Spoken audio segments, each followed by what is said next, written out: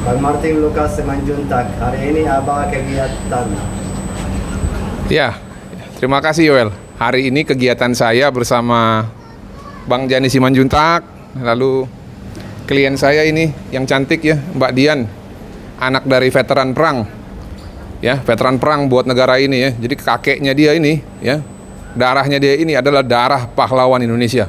Ya, walaupun memang mungkin ya bisa dibilang belum ada penghargaan secara resmi, tapi ya kakeknya ini sudah bertumpah darah dan rela mengorbankan nyawanya buat negara kesatuan Republik Indonesia. Jadi bukan orang sembarangan nih orang di samping saya.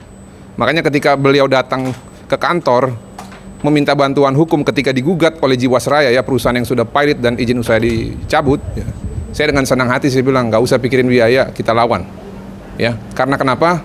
Saya juga salah satu orang yang sangat cinta negara ini. Kenapa? Karena leluhur dan nenek moyang saya, leluhur dan nenek moyang kami juga menumpahkan darah buat negara kesatuan Republik Indonesia ini. Saya juga keluarga besar TNI Angkatan Darat. Jadi saya tidak bisa terima kalau ada ya purnawirawan dan juga veteran perang yang keturunannya ingin diusir dari tempat tinggal satu-satunya, harta satu-satunya yang dimiliki. Gak bisa terima saya. Nah, hari ini ya, saya bersama Bang Jani Simanjuntak menghadiri agenda persidangan di Pengadilan Negeri Jakarta Timur bersama Mbak Dian juga. Hari ini tadi agendanya adalah pemeriksaan ahli ya, pemeriksaan ahli hukum pertanahan dari Fakultas Hukum Trisakti. Bu siapa tadi namanya? Bu Siombing. Bu Siombing, Bu Ren Siombing ya. Tadi diberitahukan kepada pihak perkara perdata pemeriksaan ahli 7, ya, 10, itu tadi PDTG berjalan lama ya, kurang lebih 2,5 jam ya pemeriksaan ahli tadi ya. Namun pada intinya ya, pemeriksaan ahli yang dihadirkan oleh penggugat ini ya, berdasarkan hasil persidangan, berdasarkan pertanyaan-pertanyaan yang disampaikan baik oleh tergugat maupun oleh hakim, justru pendapatnya menguntungkan bagi pihak tergugat. Karena kenapa? Yang pertama, menurut kesimpulannya, menurut ahli, sesuai dengan undang-undang pertanahan ya, sesuai dengan peraturan perundang-undangan yang berlaku, orang yang memiliki hak pakai ya, yang tercantum di dalam hak pakai tersebut bisa diturunkan dan bisa dipakai sampai dengan anak dan cucu, memiliki hak untuk mendaftarkan tanah yang tanahnya tersebut telah habis SHGB-nya dan kembali kepada negara. Itu yang pertama kesimpulannya. Lalu yang kedua ya, 339 PDTG perusahaan yang memiliki SHGB namun SHGB-nya habis, tidak memiliki hak untuk melakukan peristiwa ataupun upaya hukum. Dan yang ketiga, perusahaan yang SHGB-nya telah habis dan kembali kepada negara ya, dan dalam keadaan pilot dan dalam keadaan badan usahanya izin usaha dicabut, tidak memenuhi kriteria untuk mendaftarkan ataupun memperpanjang surat hak guna bangunan. Itu kesimpulan yang menurut hemat kami ya, sangat menguntungkan pihak tergugat. Jadi bagaimana mereka bilang mau memperpanjang SHGB, ternyata secara subjek hukum pun mereka tidak memenuhi kriteria berdasarkan persyaratan. Itu yang pertama. Lalu yang kedua ya, ternyata mereka pun tidak bisa melakukan upaya hukum. Ini senada dan juga linear dengan salah satu bukti yang kami ajukan di dalam putusan Pengadilan Tata Usaha Negara, di mana apabila pemilik SHGB ataupun pemegang SHGB yang telah berakhir tidak memiliki legal standing untuk mengajukan gugatan, berarti pendapat ahli itu berkesesuaian dengan alat bukti surat kita. Bahkan tadi itu dipertegas oleh salah satu hakim yang menurut saya Bapak ini sangat arif dan bijaksana. Inilah saya bilang mungkin ya, jalan Tuhan ya, Mbak Dian ya. Jalan Tuhan itu ada pada orang yang baik dan berani. Fortis fortuna adiovat ya. Penyertaan Tuhan itu ada pada orang yang berani, yang tidak diam saja ketika dilakukan secara tidak benar. Itu mungkin sebagai prolog dari saya. Sedikit lebih jelas lagi nanti akan disampaikan oleh rekan saya yang paling mantap ini. Karena kalau nggak ada beliau nih, ya sulit juga ini. Sulit juga kita menang kalau nggak ada beliau ini. Ini beliau ini hebat ini. Ini salah satu calon begawan hukum nanti di Indonesia. Kalau menurut saya ya, kalau menurut orang lain berbeda ya silakan lah. Silakan apa Rajani. Terima kasih ya Pra.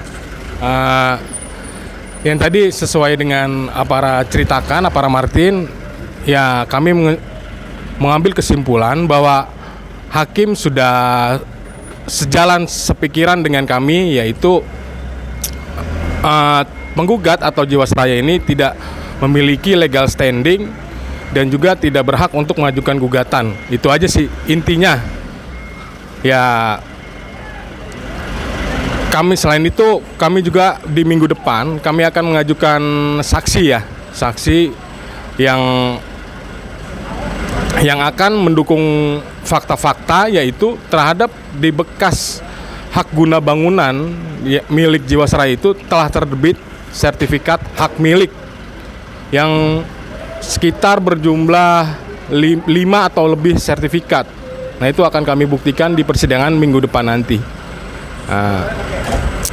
Sekiranya kita mohon doanya dan juga dukungannya teman-teman supaya kami tetap semangat di dalam membantu sesama kami yang sedang dizolimi oleh perusahaan-perusahaan besar ataupun perusahaan-perusahaan BUMN yang menyelewengkan kekuasaannya. Ya, itu sekian dari saya dan tambahan ini, Mbak Dian harus mengucapkan sepatah dua kata karena nanti tayangan ini akan saya tayangkan di kanal YouTube saya. Saya sengaja buka di YouTube bukan buat uang, enggak. Saya buat YouTube itu yang pertama adalah untuk mengedukasi publik. Nah, mudah-mudahan kasus seperti ini tidak terulang di yang akan datang. Tapi kalaupun terulang, mereka bisa melihat poin-poin positif dan mungkin ada hal-hal yang sifatnya hukum bisa mereka ambil untuk pembelaan mereka nanti dia akan datang. Silakan, Mbak Dian. Sebelumnya terima kasih untuk kepada Tuhan dan Bang Jani, Bang Martin yang sudah menolong kami sekeluarga, saya dan keluarga dalam hal ini.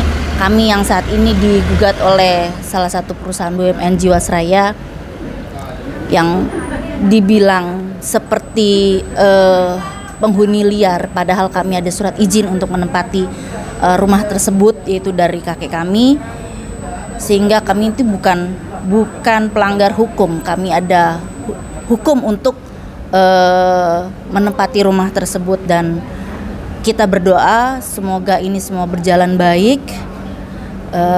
Biarlah apa yang dikerjakan oleh Bang Martin dan Bang Jani diberkati Tuhan dan semuanya boleh berjalan sesuai dengan kehendak Tuhan, dan biarlah keadilan di Indonesia ini boleh benar-benar berjalan, benar-benar ada. Dan Tuhan juga berkati para majelis hakim yang akan memimpin persidangan kami selama ini. Oke, mungkin cukup itu ya. Dan harapan kami pun besar karena semenjak kasus dugaan korupsi yang terjadi ya, di mana banyak melibatkan hakim-hakim sebelumnya. Ini kan sekarang sudah banyak rotasi dan juga perpindahan hakim-hakim yang bertalenta dari daerah ke Jakarta.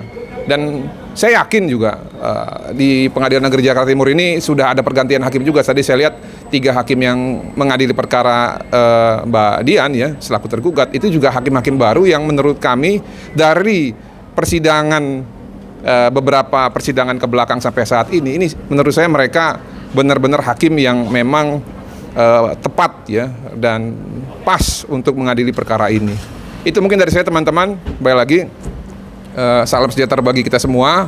Apabila konten ini bermanfaat ya, silakan dibagikan. Dan apabila memang teman-teman juga punya masalah hukum ya, lalu ingin konsultasi ataupun ingin mengadu kepada saya gitu loh, sehingga kita bisa ulas dan ulasan ini bisa ditonton oleh mungkin pejabat-pejabat atau pemangku kepentingan terkait, boleh nanti silakan mungkin bisa DM di Instagram saya.